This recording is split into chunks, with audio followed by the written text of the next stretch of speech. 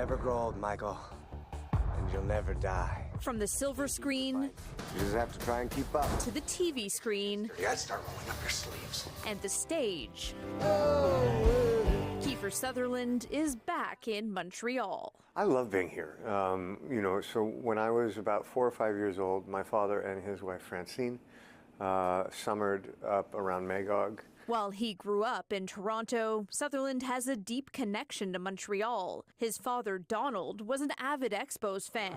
This is one of the biggest of all Expos fans, Donald Sutherland. And it was said he'd rearrange his schedule to make it to games. I remember two specific things.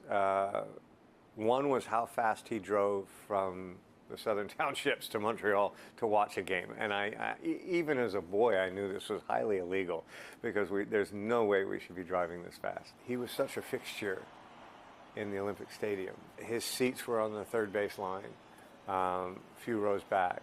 When other teams would come to play, they would always, third baseman specifically, would always walk up and shake his hand and say hello. Let's play ball!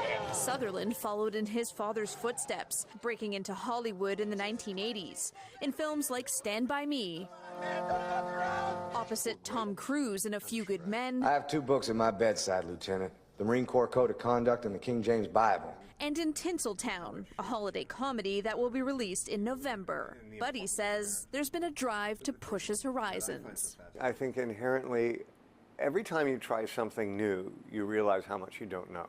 His newest endeavor is whiskey. Red Bank is made in Nova Scotia and uses Canadian wheat, rye, and water, made to stand out from American products. Canadian whiskeys, for me, have always had a flavor profile that kind of slanted down to American bourbons and Kentucky bourbons. And so I thought, well, wouldn't it be cool to have a product that we could kind of take around the world and kind of brag about Canada?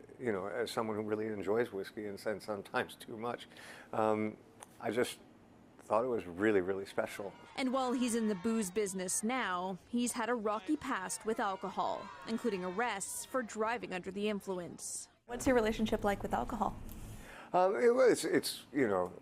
It's tempered compared to, when I was younger, I was trying to live as much as I could, and I made some mistakes and I let some things get away from me, and over time you learn from those lessons.